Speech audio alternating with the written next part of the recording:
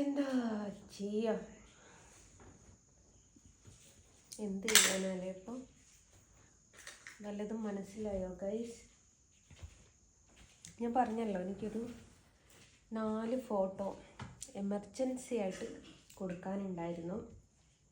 ഒന്ന് Florida USA, ഒന്ന് അങ്ങോട്ടാണ്, 3 നാട്ടിലേക്കാണ്. 2 കഴിഞ്ഞു, 3-മത്തേത് ഇത്രയായി, 4-മത്തേത് ഔട്ട്ലൈൻ ഇട്ട് വെച്ചിട്ടുണ്ട്.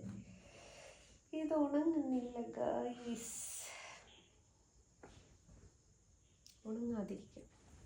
ഉണങ്ങാതിരിക്കുമ്പോൾ എൻ്റെ പണി അങ്ങോട്ട് മൂവ് ആവുന്നില്ല. ഇന്നൊക്കെ മഴ ഉണ്ടോയെന്ന് ചോദിച്ചാൽ മഴ ഇല്ല എന്ന് ഞാൻ പറയാം. പക്ഷേ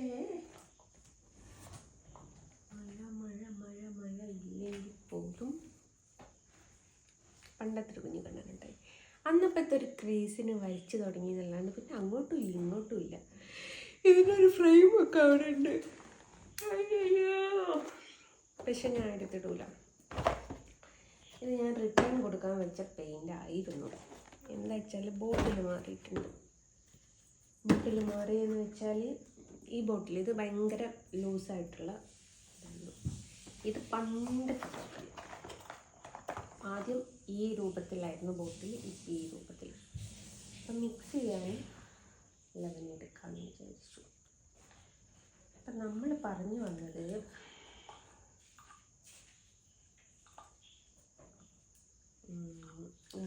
എനിക്ക് വരച്ചിട്ട് ഉണങ്ങാത്തൊരു വിഷയം.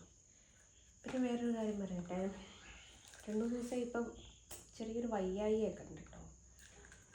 ഇഡ്ഡലി ഗർഭ, ദോശ ഗർഭ, വട ഗർഭ അന്ത മാതിരിയൊന്നുമല്ലേ. അപ്പോൾ എന്താ വെച്ചാൽ ഗുളിക മാറ്റിയിട്ടുണ്ട്. അപ്പോൾ അതിൻ്റെ ഭയങ്കര ഒരു ക്ഷീണം, പിന്നെ ഒരു മടി. അത് തന്നെയാണ് എനിക്ക് എല്ലാത്തിനും ഉള്ള ഫസ്റ്റ് കാരണം, മടി എന്ന് പറയുന്ന സാധനം.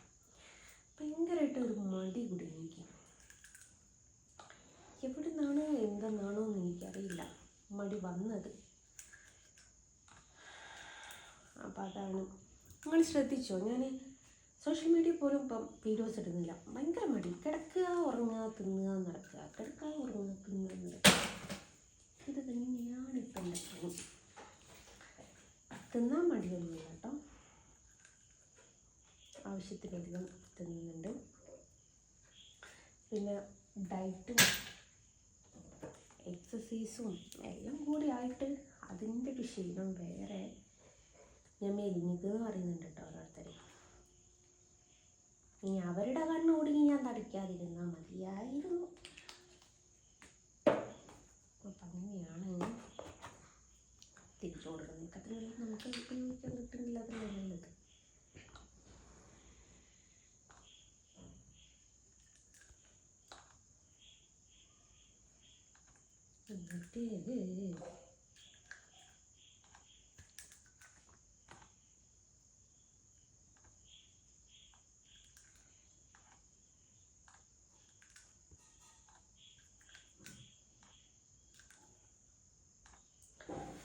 എന്നിട്ട് എന്താ സംഭവം എന്ന് വെച്ചാൽ, മടിയും ഉണങ്ങായി.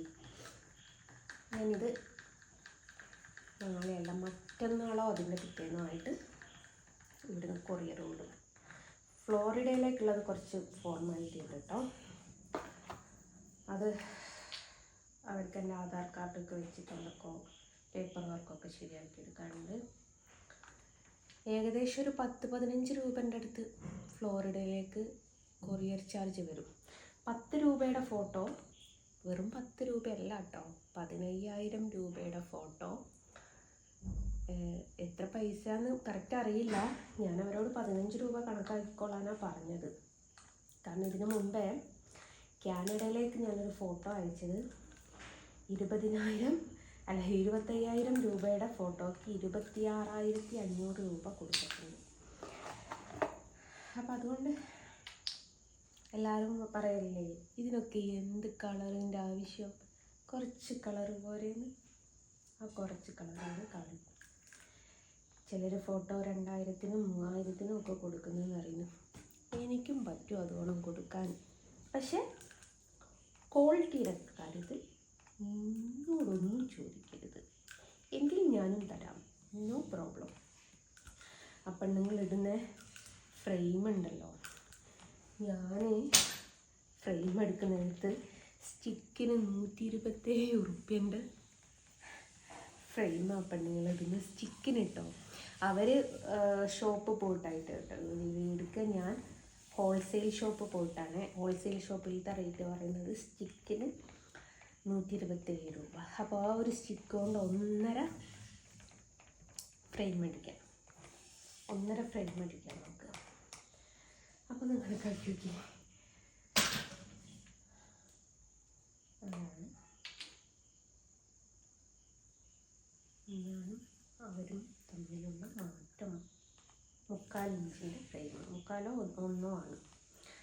ഇനി അവർ പോയിട്ട് ഷോപ്പിൽ പോയിട്ട് ഇതിന് ഇത്ര പൈസയായി എന്നൊന്നും പറയണ്ട. അത് പെട്ടെന്ന് കളറ് പോകുന്ന ഫ്രെയിമാണ്. ഞാൻ ഹോൾസെയിൽ ഷോപ്പിലെ റേറ്റാണ്, അവർ റീറ്റെയിൽ ഷോപ്പിൽ പോയിട്ടാണ് ഫ്രെയിം ചെയ്യുന്നത്. ആ ഒരു മാറ്റം ഉണ്ട് കേട്ടോ. ഞാനെങ്ങാനും ഇവിടെയൊക്കെ ഫ്രെയിം ചെയ്യുന്നത് റീറ്റെയിൽ ഷോപ്പിലായിരുന്നു. അയാൾ എപ്പോഴെങ്ങാ മുതലാളിയായി ചോദിച്ചാൽ പോലെ, മുതലാളിയല്ല, അംബാനിയേക്കാൾ മേലെ പണക്കാരനാകുമായിരുന്നു. എനിക്കിതിന് വേണ്ടിയിട്ടുള്ള ഒരു കളർ മിക്സിംഗ് ആണ്. ഞാൻ വിചാരിച്ച കളർ അങ്ങ് കിട്ടുന്നില്ല. നമ്മുടെ മനസ്സിന് തൃപ്തി വരുന്നൊരു കളറുണ്ട്, അത് കിട്ടണം.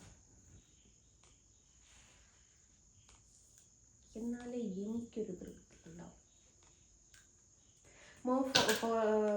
ഫോയിൽ പേപ്പർ ഉണ്ടോയെന്ന് ചോദിച്ചിരുന്നു. അടല്ലേ, ശ്രീദേവി തന്നെ പോലെ. ഫോട്ടോ 2 ഒന്ന് തുടച്ച് വെക്കണം. അപ്പം എൻ്റെ കളർ ഇവിടെ റെഡി ആയിട്ടുണ്ട്.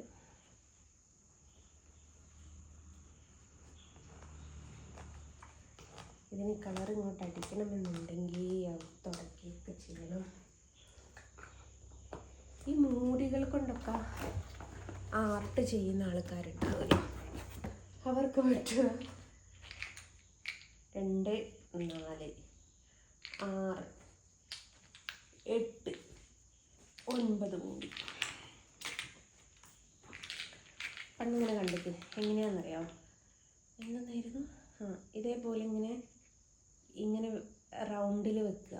ഒരു ബോർഡിൻ്റെ മുകളിൽ ഇങ്ങനെ റൗണ്ടിൽ വെച്ചിട്ട്, ഞാൻ ഒരു ബോട്ടിൽ ആർട്ട് കണ്ട കേട്ടോ. പിന്നെ അടുത്തത് ഇങ്ങനെ വെക്കുക. പിന്നെ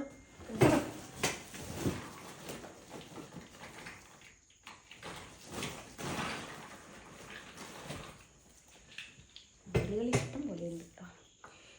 എന്നിട്ട് ഇങ്ങനെ വെച്ചിട്ട് നമ്മൾ വേസ്റ്റ് ബാസ്ക്കറ്റ് ഉണ്ടല്ലോ, അതിൻ്റെ ഒരു ഷേപ്പിലാക്കിയെടുക്കുക ഇങ്ങനെ. എന്നിട്ട് അടുത്ത് ഇങ്ങനെ വരിക. അപ്പോൾ ഉള്ളിൽ ഒരു ബാസ്ക്കറ്റ് പോലെ ആയിട്ട് ഇത് കണ്ട കേട്ടോ, ബോട്ടിലാർട്ട് കണ്ടതാണ്. അപ്പോൾ അങ്ങനെയാണ്. അത്രയുള്ളൂ ഈ വീഡിയോ. ഫോട്ടോ ഉണങ്ങിയിട്ടില്ല. അയ്യോ, ഉണങ്ങാനുണ്ട്. ഉണങ്ങിയിട്ട് വേണം ബാക്കി കാര്യങ്ങളൊക്കെ ചെയ്യാൻ.